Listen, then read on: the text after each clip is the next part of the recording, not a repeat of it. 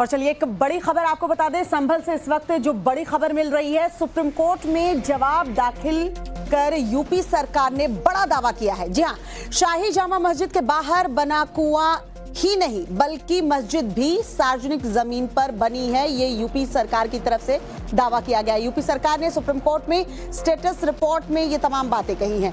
Status report जो है UP सरकार की तरफ से दाखिल की गई है। मस्जिद के पास कुआं जो है वो सार्वजनिक जमीन पर बनी है। यूपी सरकार ने इस स्टेटस रिपोर्ट में ये बातें कही हैं। मस्जिद भी सार्वजनिक जमीन पर ही बनी है, यूपी सरकार ने ये भी कहा है। यूपी सरकार ने मस्जिद कमेटी के दावों को खारिज किया है। 1978 के दंगों के बाद कुएं के हिस्से पर चौकी बनी, ये यूपी सरकार की तरफ से स्टेटस रिपोर्ट में बताया गया। 2012 के आसपास इस कुएं को ढक दिया गया। कुएं को सार्वजनिक इस्तेमाल से रोकना ठीक नहीं। ये तमाम बातें यूपी सरकार की तरफ से जो सुप्रीम कोर्ट में स्टेटस रिपोर्ट दाखिल की गई है उसमें कही गई हैं।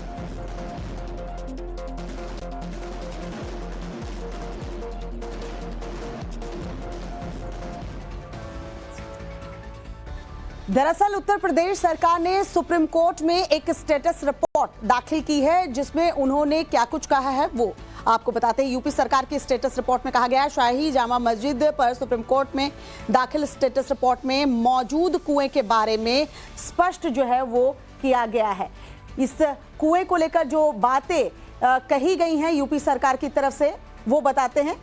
जरा प्लेट आप आगे बढ़ाएं तो फिर हम आगे की बातें बता पाए। सरकार ने मस्जिद कमेटी के दावे को पूरी तरह से खारिज कर दिया है। मस्जिद के पास मौजूद कुआं सार्वजनिक जमीन पर मौजूद है, ये स्टेटस रिपोर्ट में तमाम बातें कही गई हैं। कुआं मस्जिद परिसर के पास मौजूद है, न कि परिसर के अंदर, मतलब अंदर नहीं है परिसर के, कुआं बाहर मौजूद है। लंबे समय से सभी समुदाय इस कुएं का इस्तेमाल जो है वो करते आए हैं।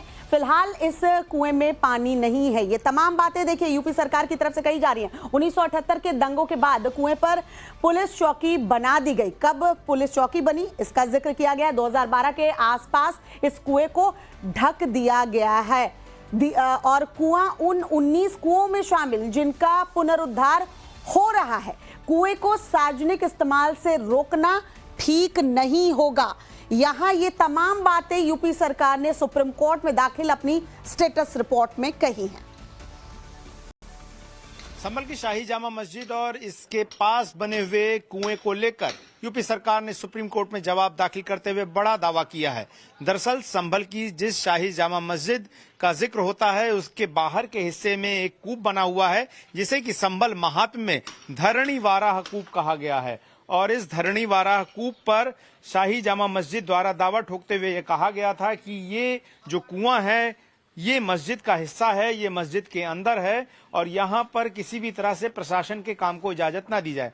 दरअसल संभल प्रशासन लगातार संभल में बने 19 पुराने कूपों का जीर्णोद्धार कर रहा है और रेन हार्वेस्टिंग के नजरिए से उन सभी कुओं को जोड़ा जा रहा है और इसके लिए बाकायदा बजटरी एलोकेशन भी हुआ है। लेकिन अब यूपी सरकार ने जो जवाब दाखिल किया है वो बहुत महत्वपूर्ण है। यूपी सरकार ने कहा है कि न सिर्फ ये कुआं जो कि पब्लिक लैंड पर है, पब्लिक प्रॉपर्टी है, इसे लोगों के लिए इस्तेमाल किया जा रहा है, साथ ही साथ जो संभल की शाही जामा मस्जिद है जिसे यूपी सरकार विवादित साइट कहती, विवादित ढांचा कहती है, वो भी दरअसल सार्वजनिक स्थान पर ही बना हुआ है। और ऐसे में जो भी दावे शाही जामा मस्जिद की कमेटी द्वारा सुप्रीम कोर्ट में याचिका दाखिल करके किए जा रहे हैं वो पूरी तरह से गलत हैं। यूपी सरकार ने सुप्रीम कोर्ट में जवाब दाखिल करके यह भी गुजारिश की है कि इस मामले में किसी भी तरह से कुएं के रिस्टोरेशन वर्क को ना रोका जाए। अपने आगे के प्लान को बताते हुए सरकार की तरफ से कहा गया है कि आने वाले समय में इन सभी कुओं को आपस में जोड़ा जाएगा और इनके कुओं के चारों तरफ एक परिक्रमा पथ बनाकर इनको पूरी तरह से पुनर्जीवित करके न सिर्फ यहाँ का जलस्तर बढ़ाया जाएगा बल्कि इसे तीर्थ क्षेत्र में शामिल किया जाएगा। अब ऐसे में यूपी सरकार के इस जवाब के बाद जाहिर तौर पर संभल की शाही जामा मस्जिद अपना जवाब दाखिल करेगी, लेकिन इस नए दावे ने इस बात को लेकर भी बड़े सवाल खड़े कर दिए हैं कि जिस शाही जामा मस्जिद के सर्वे को लेकर विवाद पैदा करने की कोशिश की गई, क्या वो दरअसल एक सार्वजनिक सरकारी जमीन पर बनी हुई मस्जिद है। वीडियो जर्नलिस्ट अंकित के साथ गौरव श्रीवास्तव, टाइम्स नाउ भारत, संभल। प्रधानमंत्री नरेंद्र मोदी आज बिहार के भागलपुर से शाम को असम के दौरे पर गुवाहाटी पहुंचे। मोदी ने गुवाहाटी में आयोजित झूमर बिनंदनी में कहा कि असम का माहौल अद्भुत है और ऊर्जा से भरा हुआ है। इस दौरान मोदी ने मंच पर वहां के पारंपरिक वाद्य यंत्रों को भी बजाया। इस दौरान मोदी ने कहा कि उत्साह, उल्लास और उमंग से ये पूरा स्टेडियम गूंज रहा है। झूमर नृत्य के कलाकारों की तैयारी में चाय बागानों की सुगंध भी है और उनकी सुंदरता भी है। चाय की खुशबू और चाय के रंग को एक चाय वाले से ज्यादा भला कौन जान पाएगा। आज असम में यहां एक अद्भुत माहौल है, ऊर्जा से भरा हुआ माहौल है। उत्साह, उल्लास और उमंग से ये पूरा स्टेडियम गूंज रहा है।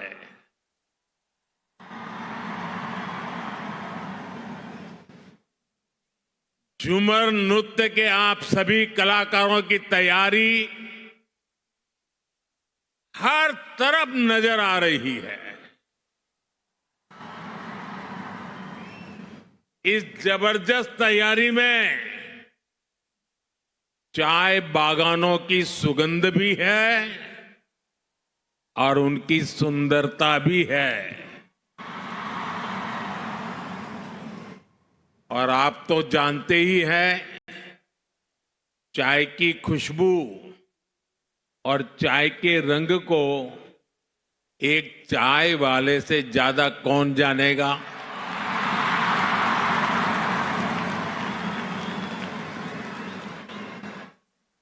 इसलिए झूमर और बागान संस्कृति से जैसे आपका खास रिश्ता है ना, वैसा मेरा भी रिश्ता है।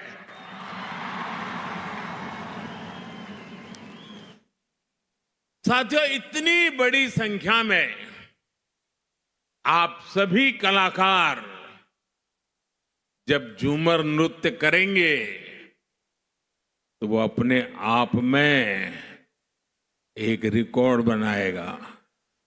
काशी विश्वनाथ धाम में महापर्व महाशिवरात्रि की तैयारियां अंतिम चरण पर पहुंच गई हैं। काशी विश्वनाथ धाम का कोना कोना रोशनी से जगमगा उठा है। बिजली की झालरों, रंग बिरंगी लाइट से आकर्षक सजावट की गई है।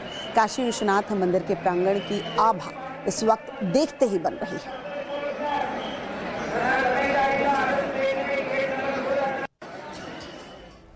महाशिवरात्रि के मौके पर बाबा श्री काशी विश्वनाथ अपने भक्तों को 32 घंटे लगातार दर्शन देने वाले हैं।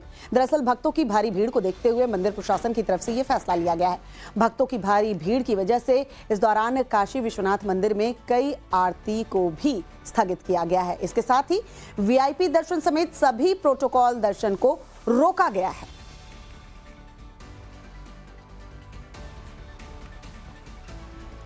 काशी विश्वनाथ के दर्शन के लिए वाराणसी में भक्तों की भारी भीड़ जुटना अभी से शुरू हो चुकी है। लाखों की तादाद में श्रद्धालु वाराणसी पहुंच रहे हैं।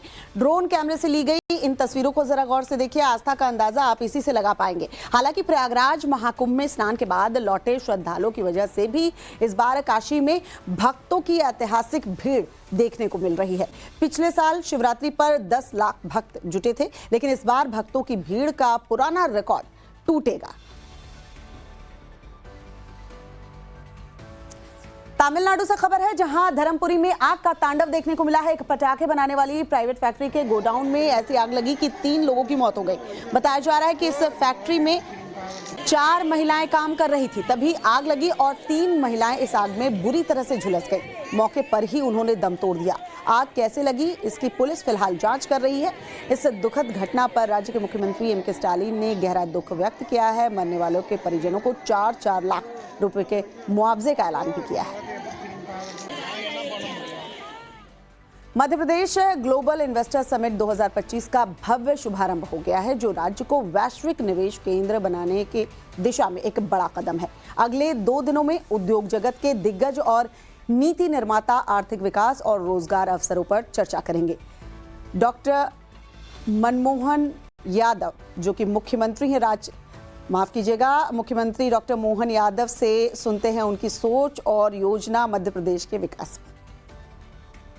प्रधानमंत्री नरेंद्र मोदी ने भोपाल मध्य प्रदेश में ग्लोबल इन्वेस्टर समिट का आगाज कर दिया। 2 दिन तक चलने वाली इस समिट में दुनिया भर से इन्वेस्टर्स रुचि ले रहे हैं। इस पर ज्यादा बात करने के लिए हमारे साथ जुड़ चुके हैं CM doctor Mohan Yadav. Sir, अभी तक क्या क्या इनिशिएटिव लिया गया है मध्य प्रदेश को ग्लोबल इन्वेस्टमेंट हब में कन्वर्ट करने के लिए, और इंफ्रास्ट्रक्चरल डेवलपमेंट में कितना ध्यान है सरकार का? देखिए, हमारी सरकार ने जब से गठन हुआ है मूल रूप से इंफ्रास्ट्रक्चर पे भी काम कर रही है, इंडस्ट्री पे भी काम कर रही है, हेल्थ, एजुकेशन समान रूप से सारे क्षेत्रों में बढ़ रही है। लेकिन कोई भी राज्य आर्थिक समृद्धि के बिना लंबे समय तक टिक नहीं सकता है। हमारी एग्रीकल्चर ग्रोथ रेट तो बहुत अच्छी थी, लेकिन इंडस्ट्री में प्राधान्यता देते हुए हमने रीजनल इंडस्ट्री कान के प्रारंभ की और उसका लाभ हमको मिला। आज ग्लोबली हो रही है और ग्लोबली में जो वातावरण दिख रहा है, यशस्वी प्रधानमंत्री श्रीमान नरेंद्र मोदी जी का आशीर्वाद मिल रहा है और हम सब मान के चलते हैं जब 2 दिन में समाप्त होगी ये अभी तक के सारे रिकॉर्ड तोड़ेगी। सर, बहुत सारी नई पॉलिसीज लेके आया गया है और इन्वेस्टमेंट को अट्रैक्ट करने के लिए उन कुछ पॉलिसीज के बारे में बताएंगे, साथ में कुछ स्पेसिफिक सेक्टर्स पे जिस पे सरकार ज्यादा ध्यान दे रही है उसके बारे में। देखिए, हमारा टूरिज्म का सेक्टर बहुत अच्छा है, एजुकेशन में भी बहुत संभावना अच्छी है और खास करके आईटी का सेक्टर भविष्य में हमारी जितनी अच्छी प्रकार की पॉलिसी आई है उसका रिस्पांस सेमीकंडक्टर से लगा के स्टार्टअप, आईटी ये समान रूप से बढ़ने वाली है। सरकार की मानसिकता, सरकार की इंटरेस्ट, मैं स्वयं इसमें इन्वॉल्व हो रहा हूँ और हर महीने ये हमारा इन्वेस्टर समिट हो रही है। तो इसका मतलब है कि हमारी प्राथमिकता व्यापार व्यवसाय को साथ साथ लोगों को रोजगार दिलाने की है, गरीबों की जिंदगी बेहतर करने की, मतलब इसको आगे ले जाने की।